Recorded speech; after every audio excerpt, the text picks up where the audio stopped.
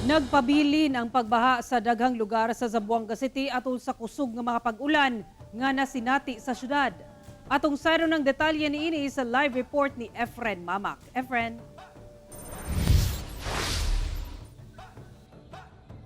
Sara halos 500 ka magbanay nga gikan sa 9 ka mga barangay sa Zamboanga City ang apektado sa baha gumikan sa nasinating kusog nga pag-ulan.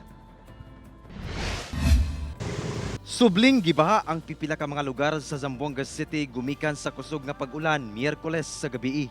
Gani kining kalsada daw dagat na diyang gibaha. Busa hinay-hinay sa paglatas sa maong dalan ang mga sakyanan. Dunay ubang motorista nga gituklod na lang ang ilang tricycle tungod sa taas nga tubig baha. Nabalakasab ang mga residente sa Zone 4 Barangay Maasin human gibaha ang suba nga gikonsidera nilang uga o dry river.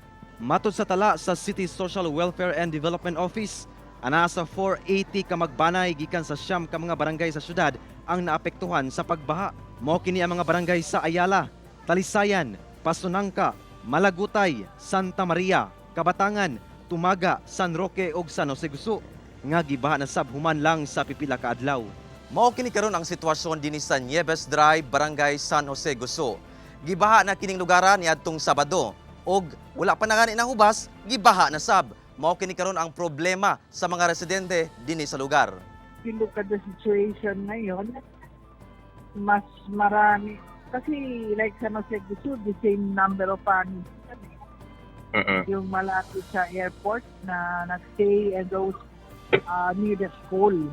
So yung sa may Gulayan, especially those in the malapit sa Armor Village. Armor Village. Opo. Na, tinatodol anyo, bata ulan, kain kakatago aki. Ansi na katsidya mong kuwanaki problema na kami undi anda. Sumala sa barangay, ang pagbaha gumikan sa mga nangagubang riprap sa suba hinungdan sa pag-overflow sa tubig sa mga kabalayan. Hinuon walay natala nga nasamdan o namatay sa pagbaha. Giapod-apuran na sa CSWDO ug hinabang ang mga apektadong residente. May mga riprap nga nag-collapse unya wala pa jud na ayo.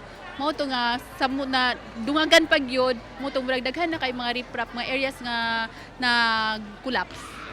Nag-request na po mi kay ang riprap mo din naigikan sa city, naigikan sa Kaap.